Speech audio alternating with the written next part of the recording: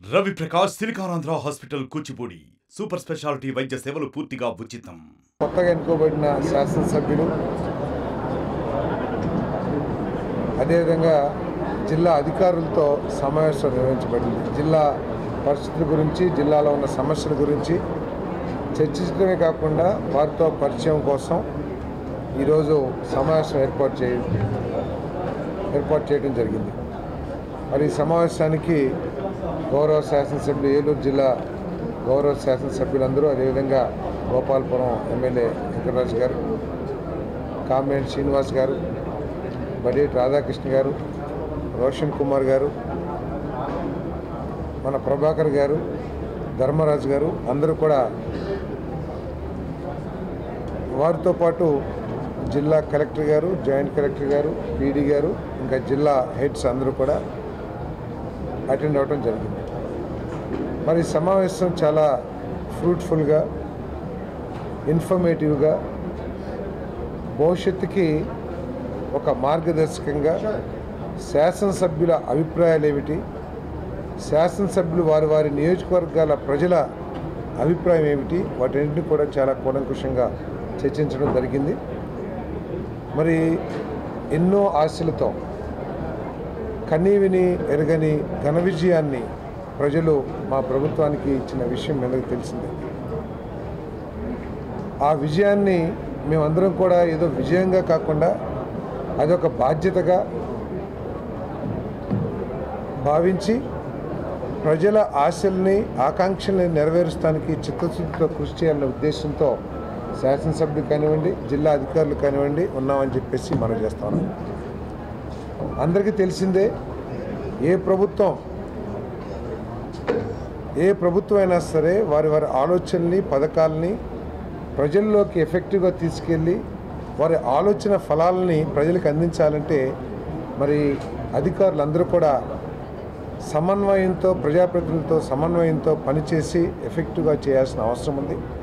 వారిని ప్రత్యేకంగా కోరుతా ఉన్నాం. మేమందరం కూడా ఈ ప్రభుత్వానికి, మా శాసనసభ్యులకి, మన అధికార యంత్రాంగం మొత్తానికి కూడా మంచి పేరు వచ్చే విధంగా వారిని సహకరించాలి, కష్టపడాలి అని చెప్పేసి వారిని కోరుతా ఉన్నాం. మరి ఏదైతే సమస్యలు ఉన్నాయో ఆ సమస్యల మీద కూలంకుషంగా చర్చించాం. మరి ఈ ప్రభుత్వం వచ్చి కేవలం నెల అయింది కాబట్టి బ్రీఫ్గా ఏం కావాలి అని చెప్పేసి చర్చించడం జరిగింది. తప్పకుండా అధికారులకి మా ఆలోచనలు ఏమిటి, మా ప్రభుత్వ ఆలోచనలు ఏమిటి, వాటన్నిటి గురించి కూడా స్పష్టంగా చెప్పాం. కాబట్టి కలెక్టర్ గారి నాయకత్వంలో రాబోయే రోజుల్లో వాటన్నిటిని కూడా ఇంప్లిమెంట్ చేసి వాటి ద్వారా ప్రజలకి ఫలాలను అందించాలనే లక్ష్యంతో మేము పనిచేస్తామని చెప్పేసి మనం చేస్తాను. మరి ఏలూరు జిల్లాలో మరి కలెక్టర్ గారి నాయకత్వంలో బ్రహ్మాండమైన మంచి ఎఫెక్టివ్ యంత్రాంగం పనిచేస్తున్న విషయం అందరికీ తెలిసిందే. ఈరోజు కూడా తెలిసింది. ఎంత స్పాంటేనియస్గా లేకపోతే ప్రభుత్వ పథకాలు అమలు చేస్తున్న తీరు కూడా చాలా చక్కగా చెప్పారు. సో వారందరూ కూడా బాగా పనిచేస్తారు. మరి ఈ కార్యక్రమానికి వచ్చిన ప్రతి ఒక్కరిని కూడా మరి ధన్యవాదాలు తెలుపుతూ, మా శాసనసభ్యులందరూ కూడా ప్రజల ఆకాంక్షల్ని కొంత గట్టిగా చెప్పారేమో కానీ వారి మనసులో చాలా మంచి వాళ్ళని చెప్పేసి, చాలా మంచి మనసు కలిగిన శాసనసభ్యులు అని చెప్పేసి కూడా ఈ సందర్భంగా తెలియజేస్తూ అధికార యంత్రాంగాన్ని సహకరించమని, ఈ ప్రభుత్వానికి మరి యంత్రాంగం అందరికీ, శాసనసభ్యులందరికీ కూడా మంచి పేరు వచ్చే విధంగా చేయమని చెప్పేసి కోరుతా ఉన్నాం. మరి ఎమ్మెల్యేలు కూడా ఈ కార్యక్రమంలో, ప్రభుత్వ కార్యక్రమాల్లో పాలు పంచుకుని మేము కోరేది ఏంటంటే, అధికారులు, ప్రజాస్వామ్యం అంటే ప్రజాప్రతినిధులు ప్లస్ అధికార యంత్రాంగం అందరూ కలిస్తేనే ప్రజాస్వామ్య విలువలు కాపాడబడతాయి. స్పిరిట్ ఒకటి ముందుకు వెళ్తుంది. కాబట్టి ఏ కార్యక్రమాలు చేసినా, ఏ ఆలోచన ఉన్నా కూడా వాటిని మా శాసనసభ్యులతో, ప్రజాప్రతినిధులతో పంచుకోమని చెప్పేసి అధికారులందరూ కూడా కోరుతా ఉన్నాం. Incubation Center. Interactive Sessions. Nikkei++ Grade University. KL, deemed to be university. ఎందుకంటే వారి అనునిత్యం ప్రజల్లో ఉంటూ అనేక వందల మంది, వేల మంది ప్రజల్ని రోజు కలుస్తూ ఉంటారు. కాబట్టి ప్రజల ఆకాంక్షలు, ప్రజలు ఎదుర్కొనే సమస్యల పట్ల పూర్తి అవగాహనతో ఉండే శాసనసభ్యులు కాబట్టి వారితో అనునిత్యం సంప్రదిస్తూ ఉంటే వారి ఆలోచనలు తెలుసుకుని దానికి అనుగుణంగా పనిచేస్తే బాగుంటుందని చెప్పేసి కూడా అధికారులు నేను కోరుతా ఉన్నాను. Thank you. ఫిషరీస్ డిపార్ట్మెంట్ గురించి చర్చించాము, హార్టికల్చర్ గురించి చర్చించాం, రెవెన్యూ గురించి కూడా చర్చించాం. సో వారు ఏ ఇన్ఫర్మేషన్ అయితే కావాలన్నారో శాసనసభ్యులు అవన్నీ కూడా వారం రోజుల్లో వారి ఏ ఇన్ఫర్మేషన్ కావాలన్నారో వారికి పంపించడం కూడా జరుగుతుందని చెప్పేసి మనం చేస్తాం. గతంలో ఎప్పుడు లేనంత విధంగా అధికారులపైన ఈసారి విమర్శలు అనేవి వినిపించాయి. గత ప్రభుత్వానికి సహకరిస్తూ చాలా అవినీతికి పాల్పడ్డారు, వాళ్ళు మార్చాల్సిన కొంతమంది ప్రజాప్రతినిధులు కూడా కోరారు. ఎటువంటి యాక్షన్? సరే, వారికి ప్రజల నుంచి వచ్చిన ఫీడ్బ్యాక్ కానివ్వండి, లేకపోతే పత్రికల ద్వారా వచ్చిన ఫీడ్బ్యాక్ గురించి వాళ్ళు మాట్లాడారు. తప్పకుండా ఇక్కడ అవినీతి జరిగి ఉంటే కనుక ఎటువంటి ఉపేక్ష ఉండదని చెప్పేసి మనం చేస్తాం. తప్పకుండా చర్యలు ఎంక్వైరీ చేసి ఆరోపణలు అయితే చేసి దాంట్లో వాస్తవాలు ఏంటో తెలిసి తగు చర్యలు కలెక్టర్ గారు అదేవిధంగా ప్రభుత్వం కూడా తీసుకుంటుంది. తప్పకుండా ప్రభుత్వం వచ్చి కొన్ని రోజులే కదా, ముఖ్యమంత్రి గారు అన్నీ కూడా ఆలోచన చేస్తున్నారు.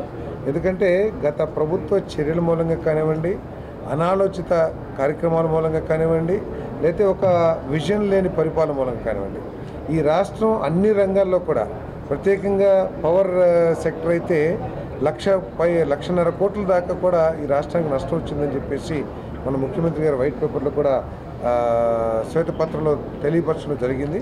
అదేవిధంగా ఆర్థిక పరిస్థితి కూడా మరి వారి అనాలోచిత కార్యక్రమాల మూలంగా లేకపోతే రెవెన్యూ గురించి లేదా రాష్ట్ర అభివృద్ధి గురించి కానివ్వండి ఎటువంటి చర్యలు తీసుకోకపోవటం మూలంగా ఈ రాష్ట్రం ఏ విధంగా నష్టపోయింది, ప్రస్తుత ఆర్థిక పరిస్థితి ఏమిటనేది చాలా స్పష్టంగా చెప్పారు. కొంత ఆర్థిక పరిపుష్టి చేసుకోవాల్సిన అవసరం ఉంది. మరి ముఖ్యమంత్రి గారు ఈ రాష్ట్ర అభివృద్ధి గురించి కానివ్వండి, పరిశ్రమల స్థాపన గురించి కానివ్వండి, రెవెన్యూ జనరేషన్ గురించి కానివ్వండి తీవ్రంగా ఆలోచన చేస్తున్నారు. తప్పకుండా రాబోయే రోజుల్లో వీటన్నిటిని కూడా అక్వా రంగానికి మా ప్రభుత్వం పూర్తిగా కట్టుబడింది. దాని అభివృద్ధి కోసం అక్వా రంగం అనేది ఈ రాష్ట్రంలో ఒక ముఖ్యమైన రంగం. దాన్ని ఉపేక్షించే పరిస్థితి ఉండదు. వారికి అన్ని విధాలా కూడా సహకారం ఉంటుంది.